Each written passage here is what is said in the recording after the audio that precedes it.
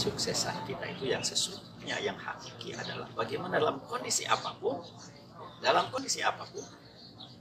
kita tetap beriman kepada Allah Subhanahu wa taala.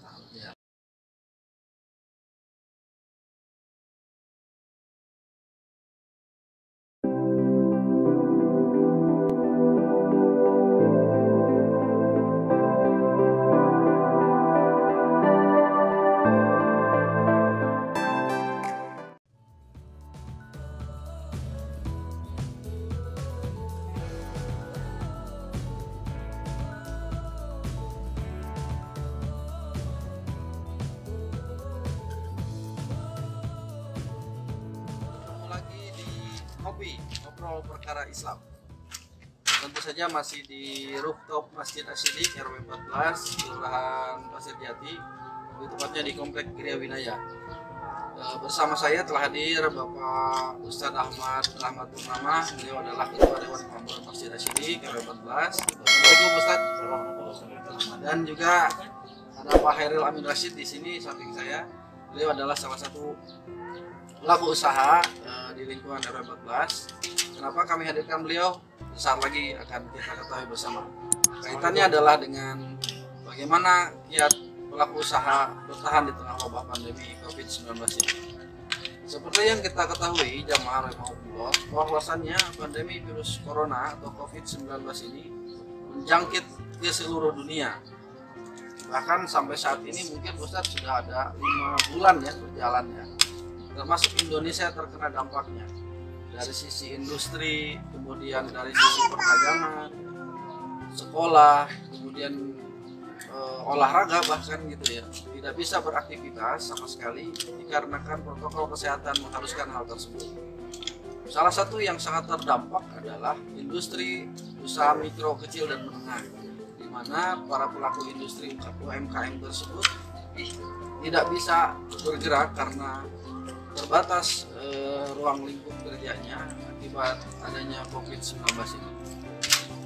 Kita sekarang akan membahas hal tersebut dari 2 sisi. Pertama dari sisi keislaman, bagaimana kita sebagai seorang muslim yang baik bersikap, apakah harus berputus asa, bosan, ataukah bahkan semakin bersemangat, karena semua ujian tentu saja datang dari Allah.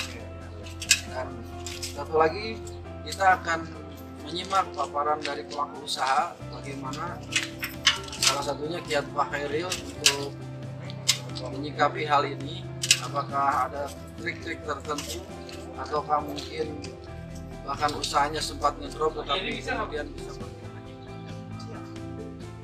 Di antara yang paling baik amalnya.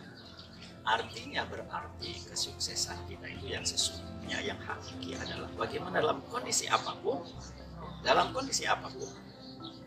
kita tetap beriman kepada Allah Subhanahu wa taala.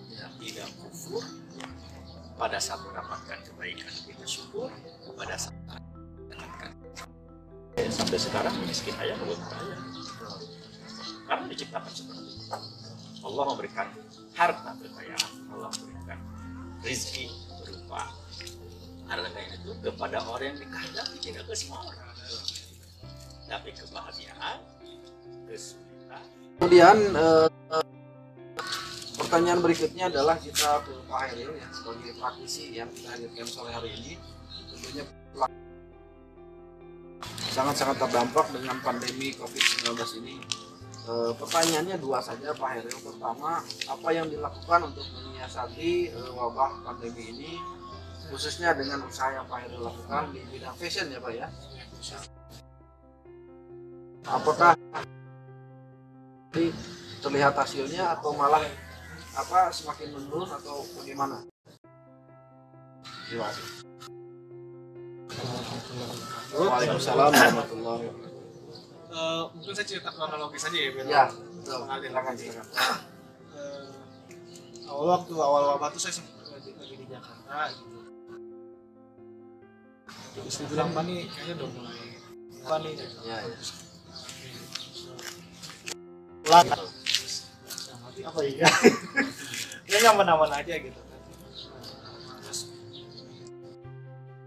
makin lama makin banyak. Ya kita mikir wah ini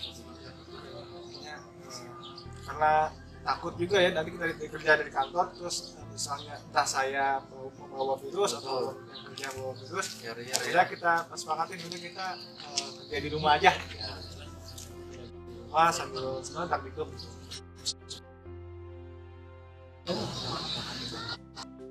Gimana karena banyak yang bilang kan, jadi prosesnya setelah ekonomi menurun juga sosial politik, politik udah repot sampai sana ya. Saya juga belum kita nih kira-kira pemerintah mau ngapain nih, ya, kan? Terus sampai suatu ketika memang saya itu turun di usaha yang saya jalanin itu paling penting itu penjualan karena gitu. Kalau kita nggak ada penjualan, tim sebagus apapun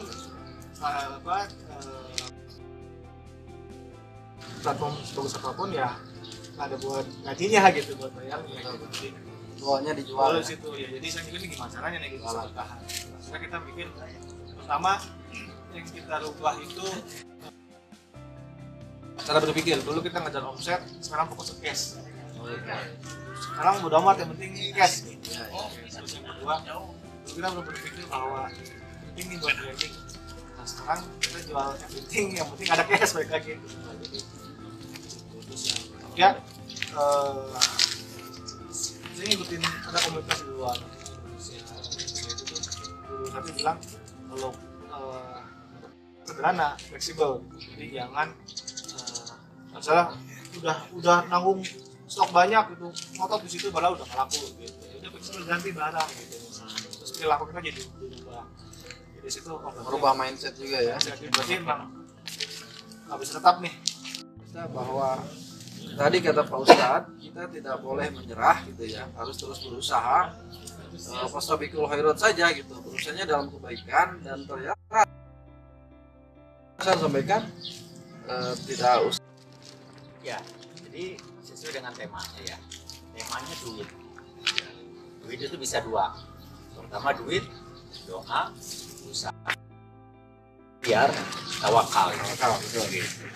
Nah, artinya berarti itu ada pertama doa, itu secara spiritual. Ya, usaha memohon secara lahir. Iya. Ya, kemudian tawakal. Ya. Ikhtiar Ikhtiar. berarti dua usaha ya. Ya. Usaha ini berbanding gitu ya. Artinya harus. Terima kasih Pak Ustadz atas closing statementnya, dan kita pahami bahwa duit itu bukan hanya uang, karena tapi duit adalah doa, usaha, ikhtiar, dan tawakal gitu ya. Dan semoga kita mampu menghadapi wabah pandemi ini, dan tidak ada satupun yang khususnya di RW 14 yang terkena pandemi COVID-19 ini, dan umumnya di seluruh Indonesia yang terkena bisa segera sembuh, yang pokoknya seluruh dunia lah bisa lewat ya wabah ini segera mungkin, dan segera ditemukan virusnya ya. Definisi yang lain dari duit itu duit. Ya, duit betul. Lakukan saja gitu. Lakukan. Ikhtiar saja gitu. Kita harus segera merubah mindset kita ya untuk tetap bisa bertahan. Asalnya dari kebiasaan A, kita harus secara drastis merubah ke kebiasaan C misalnya, dan itu harus segera dilakukan. Kalaupun misalnya ternyata mindset kita tidak bisa dirubah, setidaknya kita harus bisa segera melakukan ikhtiar yang lain dan kembalikan hasilnya kepada Allah Subhanahu wa taala. Karena bukan kita yang hebat, akan tetapi Allah lah yang memudahkan segala urusan kita. Itu saja yang bisa disampaikan pada ngopi pada sore hari ini. Terima kasih sekali lagi Pak Ustadz Ahmad atas kehadirannya, Pak Hairil, amin. Semoga haflah ini berkah bagi kita semua dan bagi pemirsa yang sedang menyaksikan. Dan insya Allah akan ada ngopi edisi-edisi berikutnya. Tentu saja masih di Masjid Asy-Syidik RW 14 tercinta. Akhirul kalam, wabillahi taufiq wal hidayah, wa ridha wal inayah. Wassalamualaikum warahmatullahi wabarakatuh.